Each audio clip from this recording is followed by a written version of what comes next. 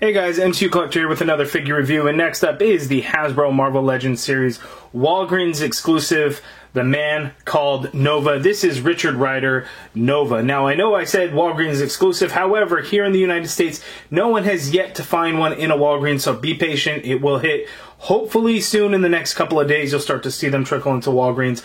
But I got mine from my good buddy Quinn, who runs SpookyBarnToys.com, a Canada-based action figure collectible online shop. So check it out, Spooky Barn Toys, link in the video description below. But he picked this up at his local eBay games and sent one out my way. So I really appreciate it, brother. Thank you so much. But here we have Nova. Looks awesome. He comes with the Xandarian World Mine. He comes with one additional set of interchangeable hands. The packaging looks really cool. I like that old school logo of the man called Nova there. Up at the top, we actually get that Nova helmet, Nova Corps helmet logo there. Side artwork of Nova looks really, really nice. I really like the way that came out.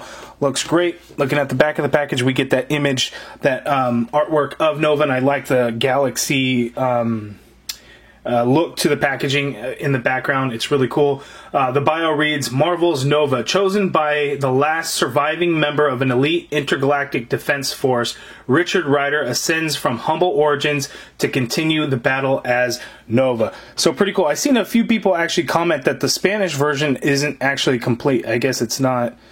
I didn't read it, but just an interesting note. But there it is, the man called Nova. Let's get this thing out of the package.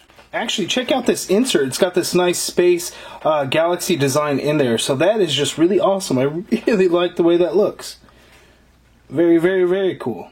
Okay, and here is the Nova figure out of the package. He is definitely a fun one, but one that I'm finding kind of tricky on pinpointing kind of some of the body mold pieces that they use and where they came from. I'm a little baffled and confused, so I got to do a little bit of research to figure out what's going on, because I think he's got some Bucky Cap legs.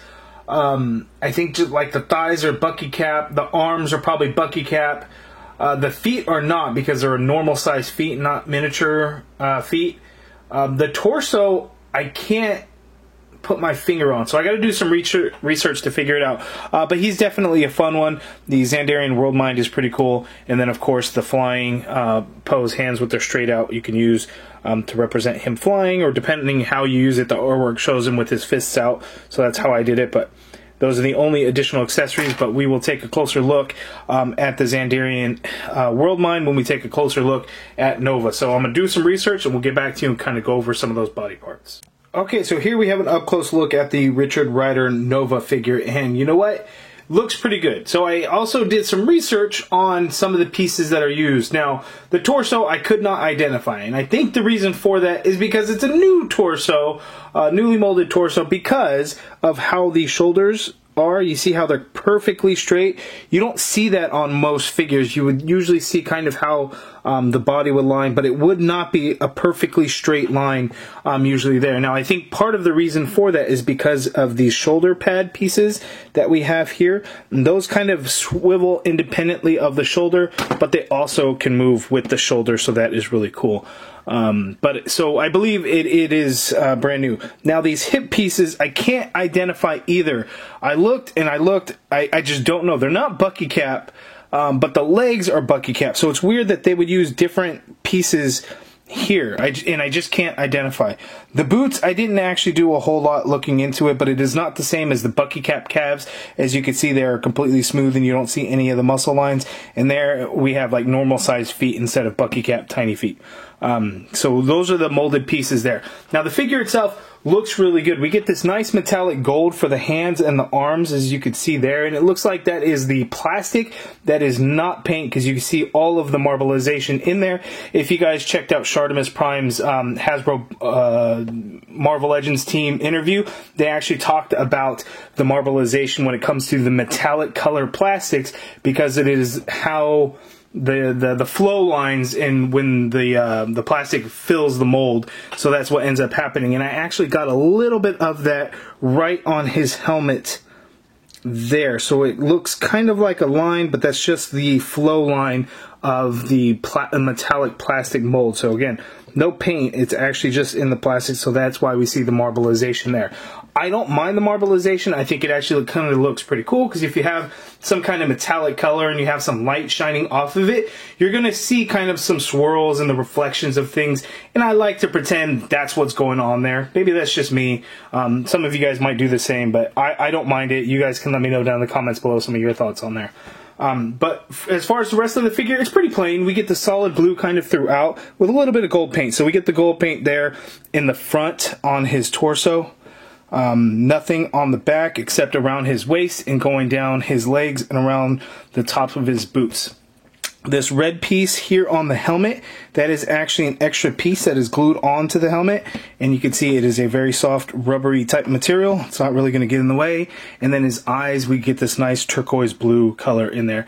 That is really cool. Now, one thing I want to point out, and this is something that almost never happens. Now, I know what I'm going to see in the comments is going to be a lot of, well, why don't they do this on Spider-Man figures? And the answer is, I have no idea, because here you can see blue pins, right? They're blue. So what happens on Spider-Man figures, we'll see one color on one side, which will match, and then on the other side, it will be a different color and not match. But check this out. Looking at the legs, there is gold in there. Those pins are painted gold. Look at it. Gold. Gold. They painted the pins. How cool is that? Looking at the other side. They painted the pins. They are gold. So they don't stand out as much. Now, they're really far in. They're really set in there pretty deep. Usually you'll see where the pins are like right on the edge, like here on the arms. But they're on the legs. They're deep in there. But they actually took the time to paint those ends, which is really cool. Spider-Man figures would be great if they did that, especially on the arms. Not sure why Nova gets that treatment where other figures don't. Maybe it's because he's exclusive. He doesn't have a huge amount of accessories. There's no Build-A-Figure part, so the budget would work out a little bit differently. At least that's kind of what I expect the reasoning to be there. Maybe I'm wrong. I'm not really sure. But I like to think that's the reason why. Anyway, you can pop out the hands, and then you can pop in the interchangeable straight out flying hands, as you can see there. And then next we get this. Okay, so here is the head accessory. Now this is Q-Bit. The reason why you might be thinking, well, isn't this an upload? Is because I wanted to change out the bit where I called this the Xandarian World Mine. Instead, this is Q-Bit, which was one of the corpsmen that Xandarian World Mine recruited on its own when Ego was in control.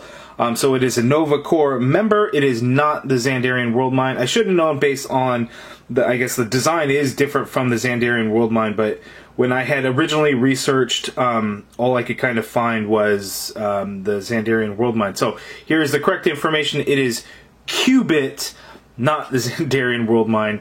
So I woke up with some comments and I'm like, oh, well, you know what? I feel kind of dumb doing that. So here is the correct information because I don't want to give you guys, you know, misinformation or anything like that. So there we go. That's why it's a floating head. As you can see, we use the same stand piece that came with like Herbie and I think Headpool.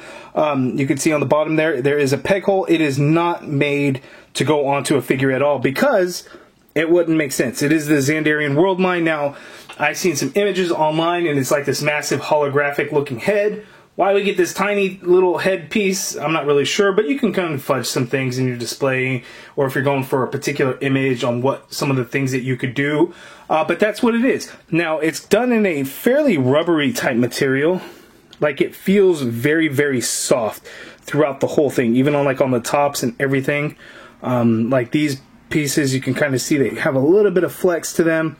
The red there on the helmet is basically the same thing that you see on Richard Rider's helmet, and then inside is just black color there. But okay, so Richard Rider's articulation, he can look all the way down, which is fantastic. He can look all the way up, which is great, because when you want to get into some fighting poses, you can do that. The head gets a full rotation in there. Not a whole lot as far as the any kind of pivot goes. One thing I didn't mention, they didn't paint any of his lips or anything, and I don't mind that. It came out looking pretty good, but he is pretty pale looking, so just a heads up there. You get the arm basically just to go straight out, but you do, again, get a full rotation in there, and that shoulder pad will actually rotate with the shoulder so that doesn't mess up the sculpt, and it looks pretty good. So there we have the upper bicep swivel, double jointed elbow. like so. Again, this is the Bucky Cap arms. So double jointed elbow like so, wrists swivel and they hinge. You get an ab crunch that crunches that far forward. So a new torso, and that's a pretty good crunch. Going back, you go back pretty far, but then bam, we get a cut in there, and the paint does not continue all the way, but chances are you wouldn't have them bend that far back anyway. You can go to about there, and it, for the most part, kind of keeps with the paint. Waist swivel there, legs go out that far apart, pretty far apart, more than Bucky Cap would, I would say. Kicks forward that far. We have an upper thigh cut there, double jointed knee like so. We get a boot swivel at the top of the boot. Foot hinges all the way down. We actually get some hinge up, which is great. Ankle pivot, peg holes at the bottom of the feet. So good articulation on Richard Rider Nova. Now let's see him next to another Nova and another Nova.